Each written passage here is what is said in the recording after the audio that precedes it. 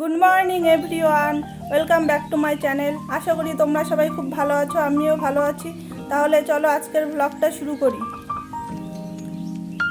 তোমরা দেখতেই পেলে প্রতিদিনকার মতো আজকেও ছাদে ঘোরাঘুরি করছি। আজ প্রচণ্ড বাতাস, টবগুলো সব উল্টিয়ে যাচ্ছে। সব টবগুলো সোজা করছি এক এক করে। আজকে একটা টবও ভাঙেনি, কিন্তু গাছগুলো সব ব্যাকা হয়ে গেছে।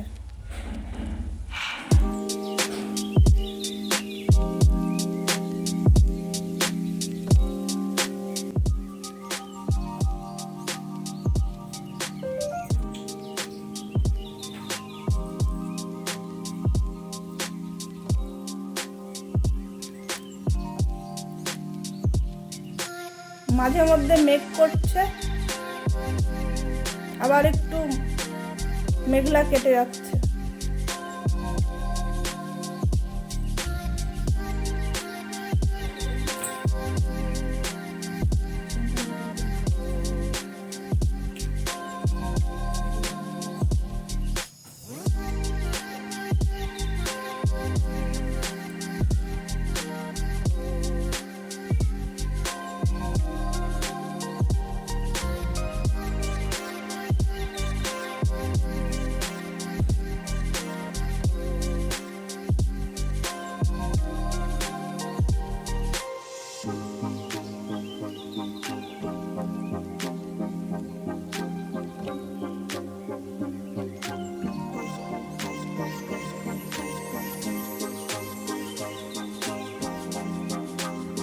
এখন আকাশটা পরিষ্কার হয়ে গেছে।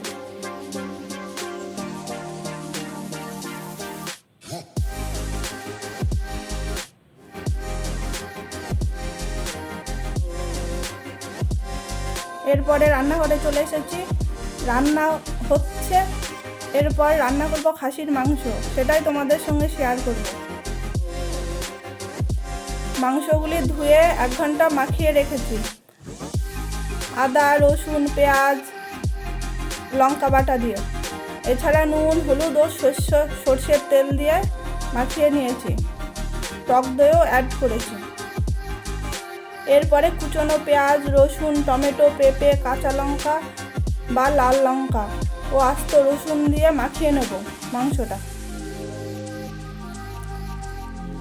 খাসির মাংসের মধ্যে আস্ত রসুন দিলে খুব ভালো হয় খেতে, নরম এবং সফট হয়। তোমরা দিয়ে দেখবে। এরপরে একটু রেড চিলি পাউডার অ্যাড করব।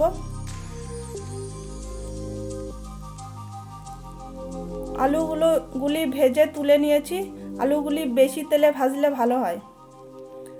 আলু ভাজা তেলেই তেজপাতা, গরম মশলা ও একটু চিনি দিয়ে ম্যারিনেট করা মাংসটা দিয়ে দিয়েছি।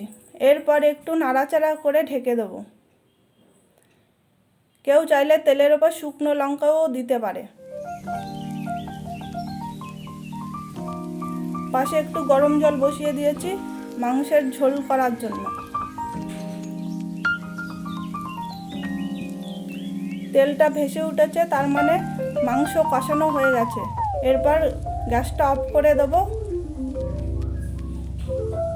মাংসটা প্রেসার কুকারে দিয়ে দেবো।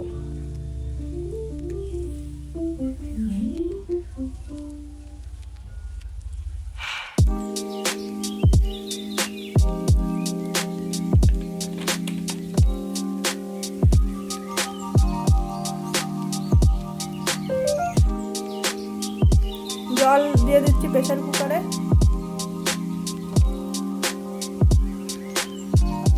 এই পর্যায়ে লবণ এবং হলুদ অ্যাড করা যেতে পারে।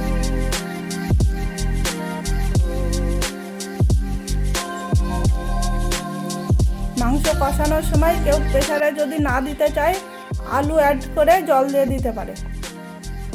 ভাজা আলুর মধ্যে আমি তেলটা তুলে রেখেছিলাম কষানোর সময়। এটা আলু দেওয়ার সময় দিয়ে দেবো তেলটা। এই ফাঁকে আমি একটু ওভেনটা পরিষ্কার করে নিচ্ছি। প্রেসার কুকার ঠান্ডা হয়ে গেলে আলু এবং চর্বিটা দিয়ে দেবো।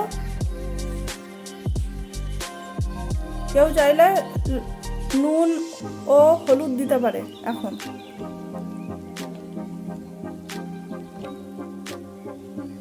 গ্যাসে বসিয়ে একটা সিটি দেবো আলুতে।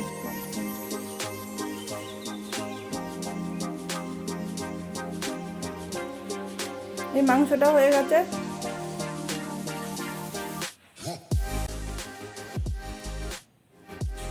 শেষে গরম মশলা অ্যাড করেছি। আজকে রান্না হয়েছে ডাল, তরকারি, মাছ এবং মাংস ও শসা আছে সাদা ভাতের সঙ্গে।